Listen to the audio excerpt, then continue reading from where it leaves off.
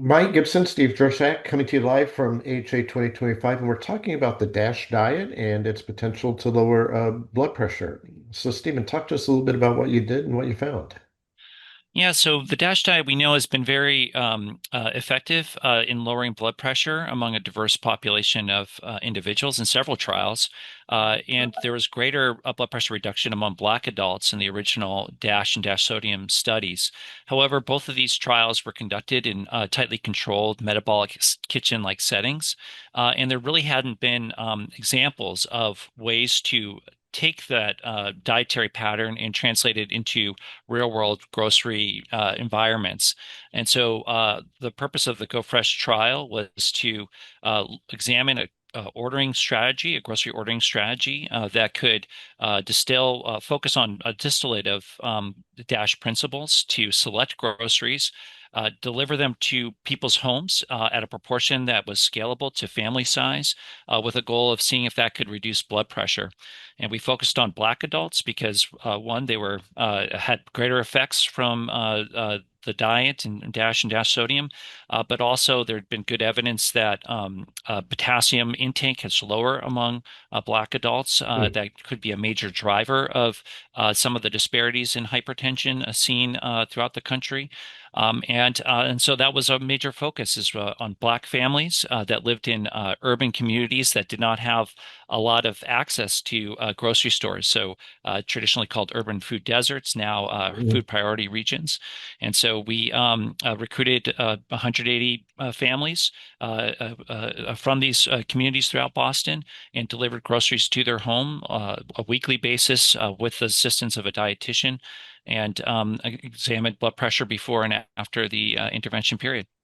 And what did you find? We found that the grocery intervention significantly reduced blood pressure among the group assigned to the groceries. The comparator group was a stipend of $500 every 4 weeks over a 12-week period. But the weekly grocery allocation significantly reduced systolic blood pressure by 3.4 millimeters of mercury. It also reduced diastolic blood pressure by about 2.4 millimeters of mercury. And there was a significant reduction in LDL cholesterol as well of 8 milligrams per deciliter. We also had done 24-hour ambulatory blood pressure monitoring with similar effects observed in systolic and diastolic blood pressure. And we collected 24-hour urines to examine compliance. And sure enough, there was a significant reduction in urine sodium as well. So very positive. The diets were very well received. And we think that this is quite exciting in terms of being able to replicate a number of the health benefits of DASH in a real world setting. People can go to the grocery stores that we used. We worked with Amazon Fresh, Whole Foods, and Instacart, which provided a lot of different local vendors that people could choose from. And we really emphasized four key principles to healthy eating. The first was to prepare meals at home using spices that don't involve salt. The second is that your grocery list should have a ratio of 2 to 1 for potassium to sodium. The third principle is that the calories that you're consuming, less than 7% would be from saturated fat. So really reduce the saturated fat. And the last item was to order groceries that modeled the DASH diet. So about a third of your groceries should be fruits and vegetables. About 20% would be whole grains. The lean, healthy forms of protein, so meats, fish, meat substitutes would be around 17%. And then nuts, beans, and legumes would be about 8% of your groceries, and low-fat dairy around 12%. We did not provide any sweets as part of the nutrition or the grocery plan, so that should be recognized as well. But with these four principles, I think the participants in our study really seemed to benefit. I think the findings are applicable to a diverse range of cultures. We had folks that were born in the United States, born in Africa, born in the Caribbean. So a range of different cultural groups with very different, distinct grocery lists that they ultimately ended up with.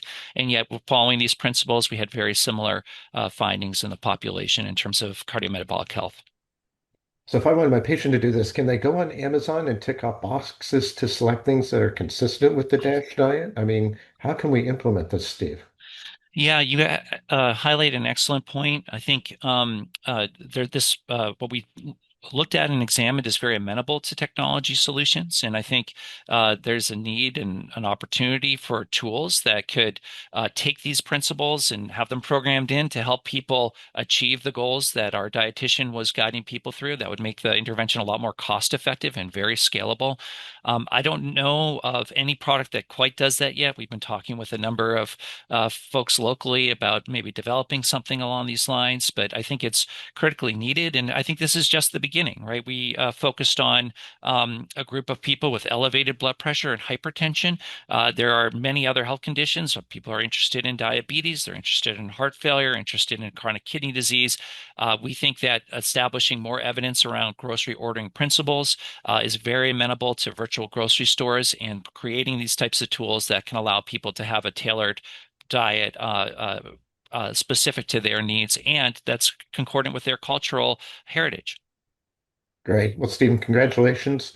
3 millimeters is actually over the long haul and from a population health perspective, a lot. An 8 milligram reduction in LDL in a population, again, over cholesterol years at public health scale is a lot. So great work. Thanks for joining us.